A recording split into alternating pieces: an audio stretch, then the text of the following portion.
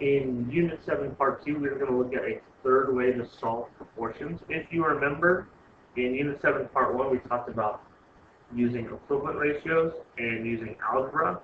In Unit 7, Part 2, we're going to talk about solving proportions using cross products. So we need to start by talking about what cross products are.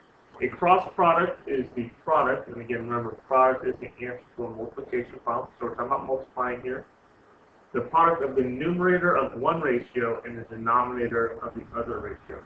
So if you think about it, that's why it's called cross product. So we're going diagonally across the numerator to the denominator. So the first thing we're going to do before we actually solve any proportions is to tell whether their ratios form proportions. So if you look, it says tell whether the ratios form a proportion. We have two ratios here. Our first ratio is 6 over 9, and our second ratio is 16 over 24. We want to figure out if this forms a proportion. So I'm going to put a question mark right here because we don't know if they're equal to each other.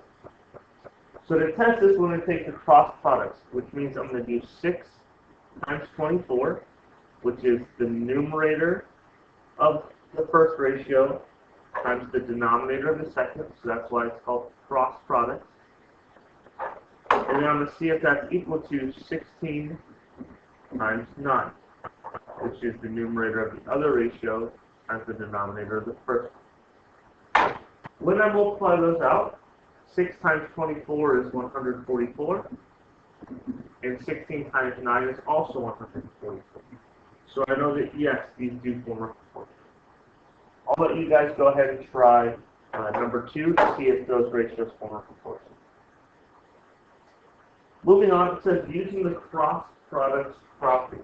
And as you can probably tell, this again is just the section that I took straight out of the book. Now what the cross product property says is that the cross products of proportions are equal, which is what we already used when we were testing to see if it's the same. Now since we know that the cross products are equal, if we know it's a proportion, we can solve for a missing part. So if you look, it says use the cross products property to solve the proportion. Our first proportion, is 16 over 25 equals x over 10. So that means I'm going to do 16 times 10 and set that equal to x times 25. Those are my cross products. 16 times 10 gives me 160. And then x times 25 just gives me 25x. Now I need to solve for x, which means I need to divide both sides by 25 to get x by itself.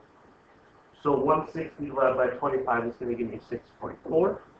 And then 25 divided by 25 is 1, so I'm just left with x there. So x is the value of 6.4. Number 2 I'm going to leave for you guys. Number 3 I'm going to look at a little bit harder example. Again, I'm still using the cross products property to solve for what's missing. So when I'm doing cross products, that means I'm doing 30 times quantity x plus 9. I put that in parentheses because it's times the whole thing. And that's equal to 15 times 48. Now, if you look at the left side, I'm set up to do the distributive property here. So 30 times x is 30x. 30 times 9 is 270. On the right side, 15 times 84 is going to be 15 times 48 is going to be 720. Now I need to solve for x. So the first thing I need to do is subtract 270 from both sides. When I do that, I'll wind up with 30x equaling 450. And then my next step is to divide both sides by 30. When I do that, I'll get x equals 50.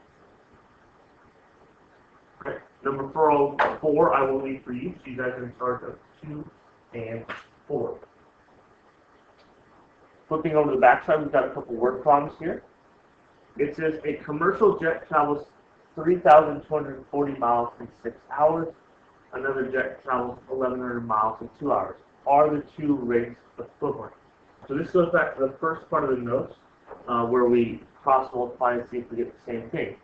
So I need to set up my ratios to begin with. My first ratio is 3,240 miles over 6 hours. And I'm going to see if that's equal to 1,100 miles over 2 hours. Notice that since miles were on the numerator of the first one, they need to be the numerator of the second one. Denominator was denominator was hours on the first one, so I need to keep 2 on there.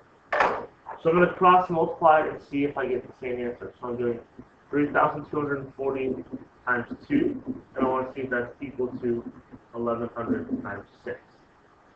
3,240 times 2 is 6,480. 1,100 times 6 is 6,600. And those are not equal to each other, so they are not equivalent. If you look at the next example, it says a greeting card store sells 38 birthday cards in 2 hours.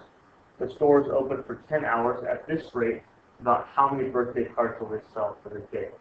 Okay, so I need to start with my original ratio, which is 38 birthday cards over 2 hours. Since I put cards in the numerator of the first one, cards can be in the numerator of the next one, and we don't know what that is. That's what we're looking for. The denominator is in hours, so we know that we're looking for how many in 10 hours. So now I can cross multiply and solve this. So that's 38 times 10, cross multiply, is equal to x times 2. 38 times 10 is going to be 380. X times 2 is just 2x. And then to get x by itself, I'm going to divide both sides by 2. So x is going to equal 190. And we're talking about birthday cards, so I need the right card. Alright, these last 3 problems are review. Again, if you need help with those, make sure you ask me. And then at the bottom is just a summary of the 3 ways we looked at solving proportions. The first one was equivalent ratios. The second one was algebra. We did those in part 1. And then the last way is cross products. Alright, part 3 is going to be proportion applications. That's all I've got for part 2.